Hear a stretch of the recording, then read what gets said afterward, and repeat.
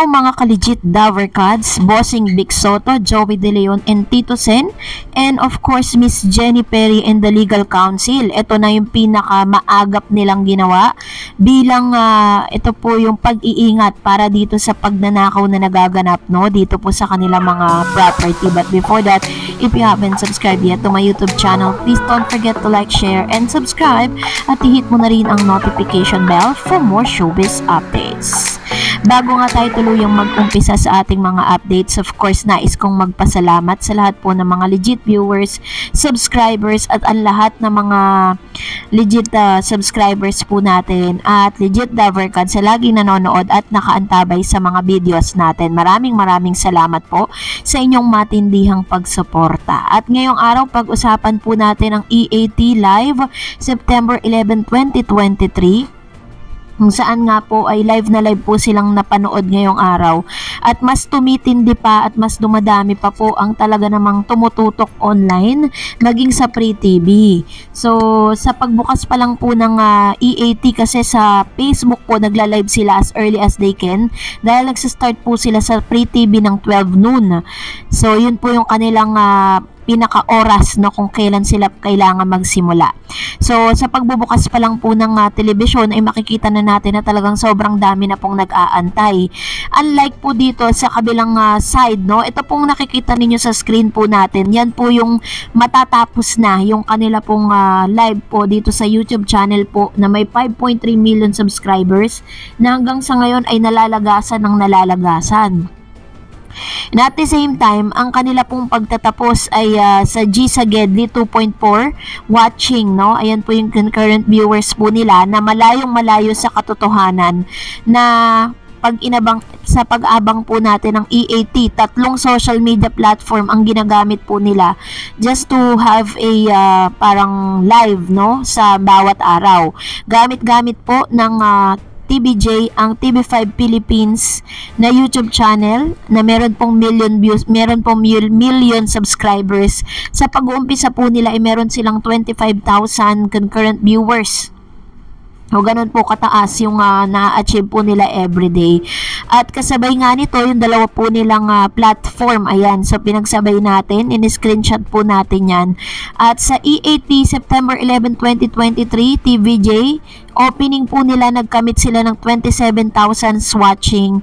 And EAT Live TVJ on TV5 September 11, 2023, 64,000 watching. Yun po yung kanilang pagka-umpisa ng kanila pong ng kanilang programa ngayong araw ng September 11, 2023. So dahil po dito ay talaga namang medyo malayo po yung agwat Kaya nga hindi natin alam kung saan po nanggagaling yung sinasabi nilang may rating daw itong fake bulagta Samantalang kung tutuusin sa social media platform walang-wala naman talaga silang binatbat dito po sa original na Eat Bulaga, which is ang TVJ.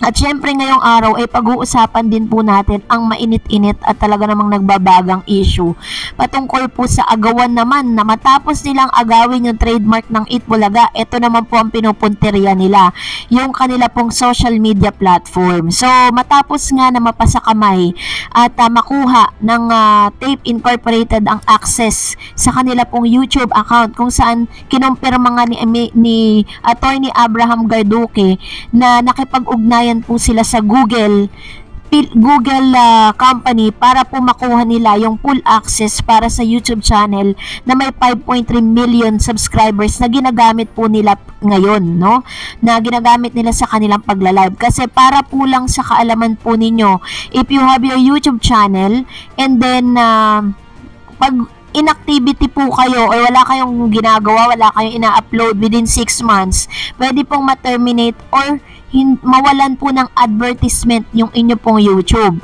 Kaya naman talagang minadali at talagang ginawa po ang lahat ng paraan nito pong nasabing Tape Incorporated to regain para po makuha yung access, At inamin din po ni Attorney Abraham Garduque na yung kung sino man po yung tao na meron pong access doon, kasi tinawag niyang she So ina-speculate po natin that it was Miss Jenny Perry, which is isa sa mga may mga masasabing admin doon po sa nasabing YouTube channel. According to kay Miss Abraham or Attorney Abraham Garduque, wala daw di umano sila na nilalabag na batas, no? Dahil po nakuha daw po nila yon legally, dahil hindi raw po nila ninakaw or hinak, dahil hindi raw gagawin ng TAPE Incorporated yung mga ganong bagay. Yun ang kanya sinasabi. And then she also quote na yung pong ito pong pagkakakuha po nila na ito is karapatan daw di umano nila, dahil ginawa daw po di umano ang TAPE or ang YouTube channel ng Eat Bulaga para po sa TAPE Incorporated, which is isa sa mga producer po ng nasabing noon time. At ngayon naman pinag-uusapan din po online, ano, according po dito kay Ders TV na may 76,663 subscribers, na tama nga naman siya. Hinanap ko po sa Facebook yung Eat Bulaga na may 8 million or 20 million followers, no? Sobrang laki nito, kaya po talagang ang laki-laki ng kinikita po nito dahil sa dami ng kanyang mga followers. 20 million followers dito po sa Facebook, kung saan hindi na po ma-discover or halos hindi na natin nakita yung original Facebook page po nila. Ang tangi na lang lumilitaw dito is yung TBJ na Facebook page na created po ng TBJ para sa kanilang programa. So, mas naging maagap nga, no, ang pamunuan at ang kampo po ng TBJ, pero ang attorney si Mr. or Attorney Enrique de la Cruz ng Buko or Divina Law ay hindi po siya nagbigay ng any comment patungkol po sa issue na ito. Ang alam lang natin, pwede po nilang i-hide yan, pwede nilang parang for the meantime is tinatago po nila para at least or pwede ring tuluyan na nilang burahin, mas maganda pa kasi nakagawa naman na sila ng panibago. They can also, or pwede pa rin silang mag-regain ng 20 million followers sa pamamagitan lang ng bago nilang yung bago po nilang Facebook page. So yun po yung ilan sa mga talagang inagapan po nila kesa naman makuha pa ng kalaban. So ngayon pag-usapan naman natin ang ilan sa mga komento ninyo patungkol sa last update natin. Unahin natin si Ma'am Shi Evelyn Manzano. Sabi niya, sana wag nating pangunahan ng MTRCB sa desisyon. Courting public opinion is not healthy. This may only result in exploitation of vulnerability, gullibility of a number of people. Those working in the media have very big responsibility and accountability because they understand influence the public or viewers, and they are looked up to as model to emulate what they say, how they act. We all know that television, internet are available every home and therefore accessible to all opportunity, also the children. So, tama naman po yung sinabi po ni Ma'am Shi. And of course, sabi niya, the viewing public is needed to achieve a standard of morality beneficial to the public now and the future generation. Decency must not be sacrificed if we have to build a respectable future generation for our children. Please do not waste your gift as a builder of a better generation. Not everyone is given that gift. Ayan. Salamat po sa inyo pong napaka very juicy na comment. Tama naman po siya that as bilang isang influencer, 'di ba? Kailangan we need to influence people in a good manners, in a right way. Kasi meron nga naman po kasing mga influencers at malaki po ang impluwensya ng internet sa lahat po ng mga tao, lalo na po pagdating po sa mga ganitong impormasyon. Kaya naman maingat po tayo na nagbibigay sa inyo ng info with regards to that matter para po at least po siya mas malinaw at mas maging tumpak.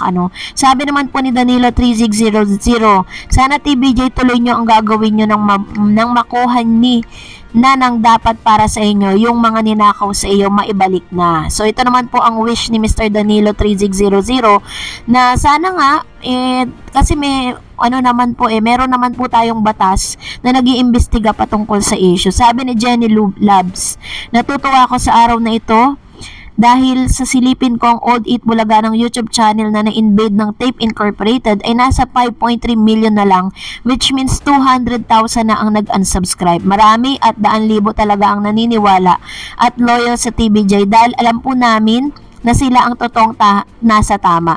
Hindi makakaya ng Tape Inc. na wasakin ang paniniwala at pagmamahal namin sa TVJ and legit Lover Gods. Ayan. Thank you so much sa inyo pong mga komento. Please mag-comment lang po kayo sa comment section natin na related po sa ating latest updates. And of course, please don't forget to like and subscribe, and please follow me on my Facebook page, DarEds TV.